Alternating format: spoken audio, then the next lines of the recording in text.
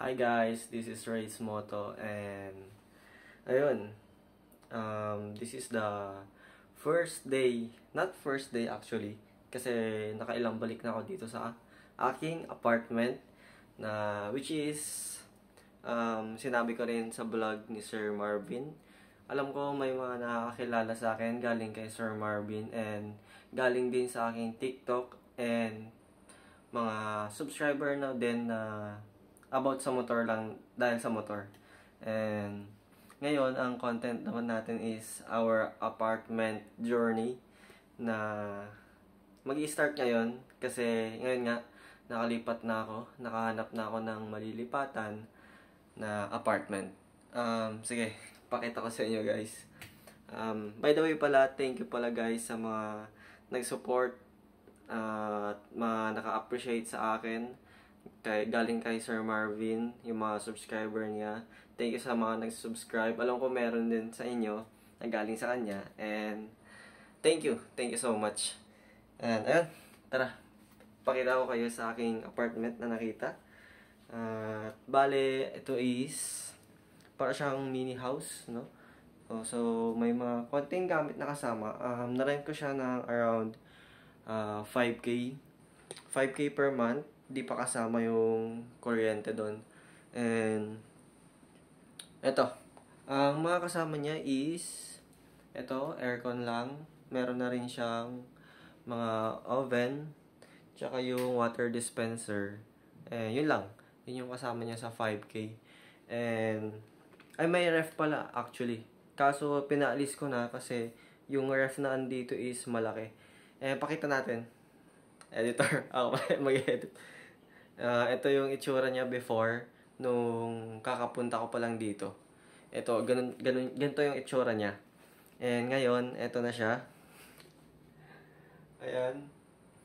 Sobrang kalat kasi hindi pa ako nag-ayos actually. Bale, nag-start ako nung, kailan ba? Nung weekend, last week weekend ko siya in-start na ilipat-lipat, isa-isahin yung mga gamit ko kasi madami rin. And motor lang yung ginagamit ko sa paglipat ng mga gamit. And bumili-bili na rin ako ng mga gamit online. Like, yung mga essentials ba? Parang ito, mga induction cooker, ano pa ba? Mga lutuan, mga frying pan, mga ganon, mga utensils, tsaka mga gamit na timba, sabon, mga ganon. Lahat. Actually, lahat. Kasi, yun nga, starting from zero tayo. And wala pa akong ganong gamit kasi syempre nag-i-stay ako sa parents ko. And baka next video gawan natin ng kung ilan yung nagastos ko para may idea rin yun if ever may mga makapanood na nagpa-plan na mag solo living and kung ano yung mga estimate start nyo na budget para makapagbukod as independent. And ano pa ba? Sige, samahan nyo na lang muna ako mag-ayos kasi ang dami ko pang gamit na ayan yung mga pinamili ko kahapon na grocery. Eto. Ayan, bumili na ako ng mga grocery. Tapos ngayon naman, kakagaling ko lang sa palengke. Bumili lang ako ng water jug, tsaka bigas. Ayan. Bale, ito, hugasan ko lang tong water jug ko. Then, ipaparefill ko kasi malapit lang ako sa town. Nandito siya located siya sa Alaminos, Pangasinan. So, ayun. Sa mga nagtatanong kung tagasan ako, taga Alaminos, Pangasinan po ako. Hindi. Taga Pangasinan ako. Pero ngayon, dito na ako mag-apartment sa Alaminos, Pangasinan. And, tara. Mag-ayos muna tayo ng gamit. This is the water jug. Nabili ko siya ng 120. Ayan, 120 pesos. Linisan ko siya mamaya. Then, ipaparefill ko siya. And, ito yung bigas natin. Hindi ko pa alam saan ko siya ilalagay. Wala pa akong nabiling lagayan ng bigas. Siguro ganito muna siya for the meantime. And mga pinang grocery natin.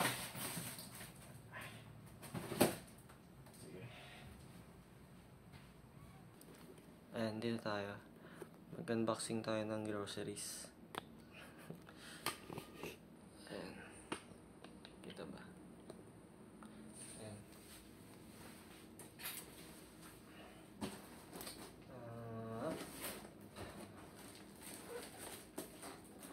Sayang yung straw eh. Baka magamit ko eh. Kasi meron pa akong guys.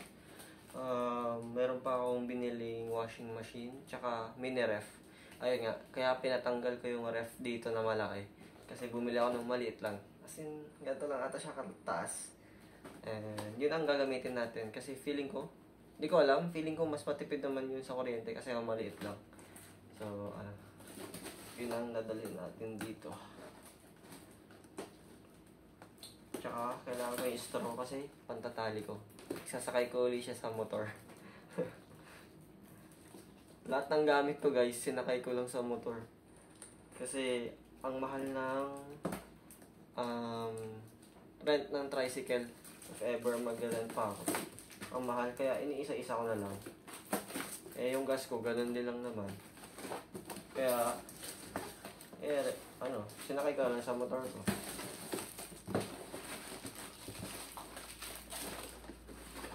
Mga pinamalyan natin. Tupperwares, lagayan ng mga siguro condiments, mga ulam, if ever, nalagay sa ref. So, bumili na ako nito. And then, ano ba ito? May tinapay ako. Sakto na gutom na ako. Hindi ko na ako eh. Nanulog.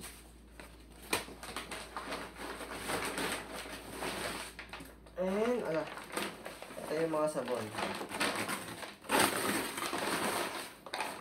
Downy. Ang malaki na. Ang mga binili ko pala is parang good for 1 month, mga ganun. Kasi ayaw ko nang mag-grocery ng balik-balik. So parang siguro yung mga mabilis maubos per week. Pero yung mga ganito, bumili na ako yung malaki lang para per month na siya. And ito siya, kasi naka-sale din. 125. Kaya ito na yung malaki. Ginawa ko. So, panghugas, toothpaste, mouthwash, cotton buds, sabon. Ito, para sa ating mini fridge. Gagawa ko ng mini ice. Mini fridge mini ice sa mini fridge. So, gawa tayong ice pag And ito yung detergent natin. Panglaba. Bumili na rin ako ng mini washing machine kasi kinumpute ko yung per month if ever magpapalaundry. And malaki yung parang mga 3 months lang isang washing machine na yun. So, bumili na lang ako ng sarili ko, di ba? Tsaka para exercise na din natin maglaba-laba tayo. And ito, bar. Ayan, bar. May bar ako. Tsaka may powder. Diba?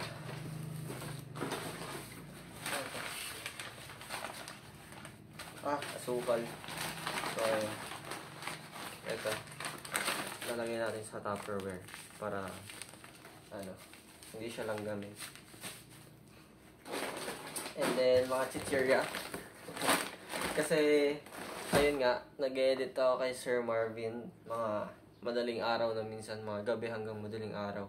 Eh, nagugutom ako minsan habang nag-edit. Kasi nga, di ba, nagpo-food review siya minsan. Tapos yung mga gala-gala niya, hindi na mawawala yung mga pagkain. So, pati ako nagugutom. Kaya, kailangan ko nang makakain pag, nagutom ako sa madaling araw. Para din na tayo lalabas. So, ayan, iba-iba lang. Tapos, mga kape, mga, sausawan.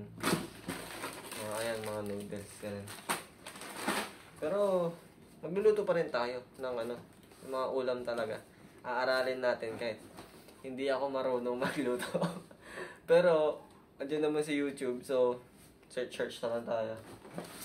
And, buksan natin yung isa. Isang box.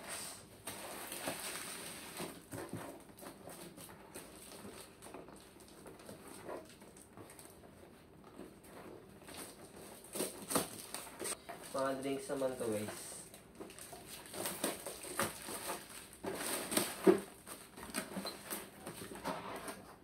Dito na yun. Ayan, may pangluto tayo. Sarap. Andito rin yung mga ibang noodles. Pero hindi ko nakakaroon ng kasi pangit rin siya sa health. May lollipop ako. Ewan ko rin. Gusto ko rin ng candy. Huwag yung candy. Parang, alam mo yun, pag gusto ko ng something, meron tayong makakain. Steak in case may mga bumisita yung mga kapatid ko. Ayan, may makakain sila dito. Ayan, mga Nor cubes. Asa yung isa? Nawawala.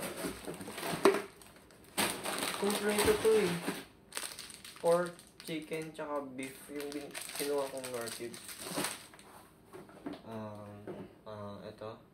Mantika. Tsaka mga drinks. Different kind of drinks. Kasi ilalagay natin sa mini ref natin. Para may laman agad pagdating. Tapos ayun, mga sausawan. Condiments. Ayan. Condiments. Tsaka, syempre, di mawawala.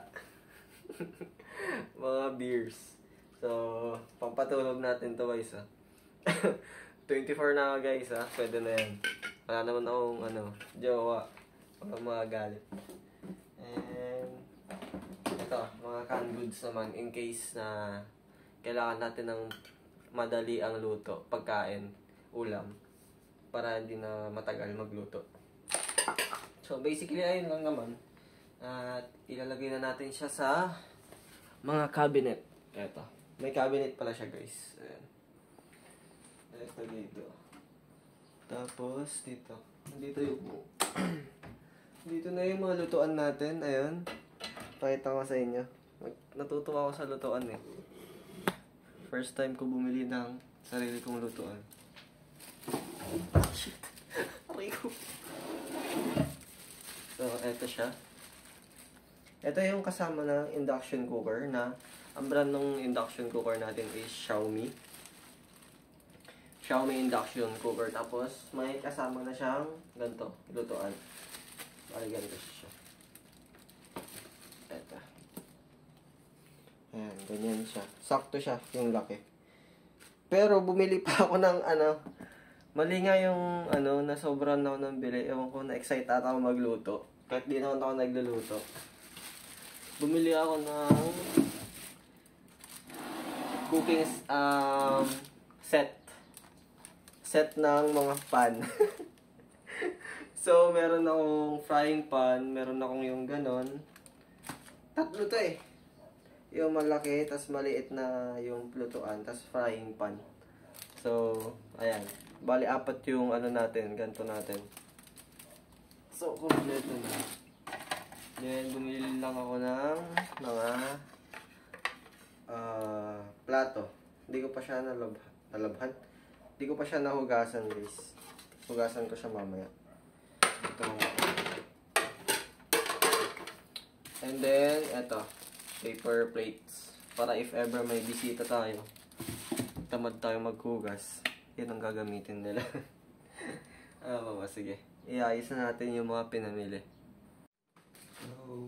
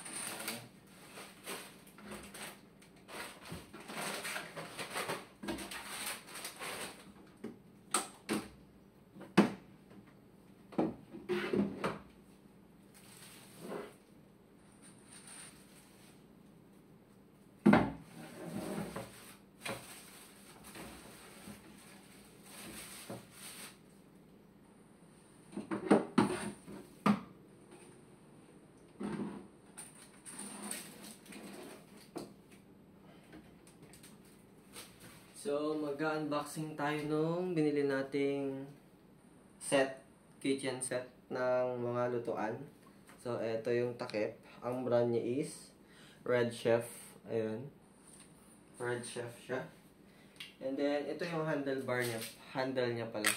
Ayan. Pwede siyang, ganyan na siya, iniipit lang. Ayan, pag i-release mo, gagawin mo. Diba? Angas. Ayan, ito yung una. Ito yung una. Ayan, pwede siyang for rice, mga sabaw. Kasi malalim siya eh. Ayan. Tapos ito yung takip niya guys. Ayan. So, ganito siya. So, pwede yung kanin siguro, ganun. Mga sabaw, mga soup. Ito yung gagamitin natin. And next naman is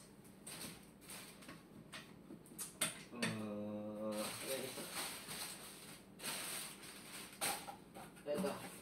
For pang-prito na maliliit lang. Ganito siya. Diba? Ang linis tignan. Kasi pwede mo siyang alisin. And ganyan na lang siya. Red Chef. Yung brand niya guys. Pwede siya pala guys sa universal siya eh. Pwede siya sa stove, sa induction, tsaka sa electric ata. Check nyo na lang guys. Maganda yung quality niya. Ito, madami rin yung mga reviews, yung mga ganda yung reviews. Kaya ito yung binili ko. And then, ito namang isa is mas malaki na pang-prito or kung ano man, pang-pakbet siguro, ganun. Ito yung mga gamit natin. Ayan, mas malaki. Nagutom tuloy ako bigla. Kasi, mali yung in-order ko.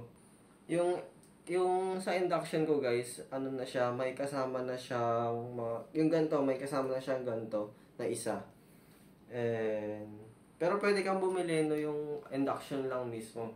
Since bumili ako ng ganitong set, dapat pala hindi na ako bumili no yung merong kasamang lutuan. So, ayun, yun yung mali ko. So, pero hayaan mo na, siguro yung mga gamit natin yun pag ano, kasi malaki yun eh, mas malaki dito. Parang pangmaramihang luto ba? If ever may mga pumunta dito, pwede natin gamitin yun. So, okay lang. And, ito naman yung nabili kong utensil set. Ayan. Di ko alam anong brand niya eh. Parang, ano lang. Ewan ko kung anong brand to. Sana okay siya. So, try lang natin. Kung maganda. Sana hindi siya yung nagme-melt. Pero siguro bibili na lang din ako ng yung wooden talaga, yung talagang buong wood. Oo nga, nakalimutan ko. Galing na ako kanina sa ano. Dapat bumili na pala ako. Pero ito yung nabili natin. Try muna natin kung okay siya. Doon sa induction cooker. Kung hindi, bibili tayo ng wooden na mga ganito. And ayan, mag-ayos tayo ulit.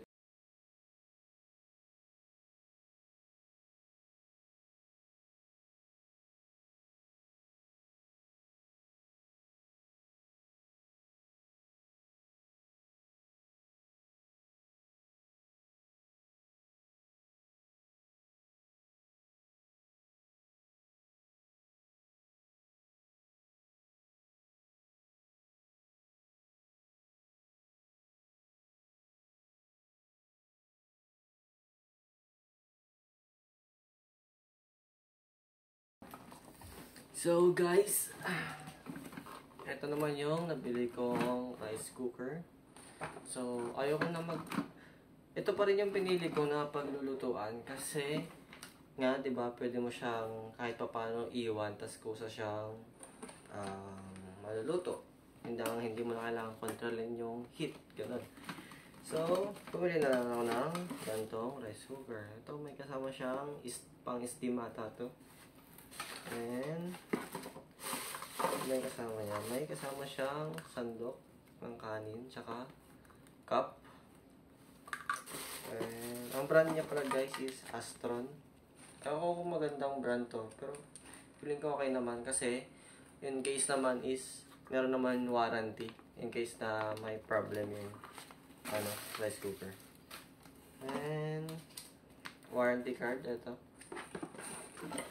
Ganito siya kalaki guys, di ba? Nakaliwanag. Ayan. Ganito siya kalaki.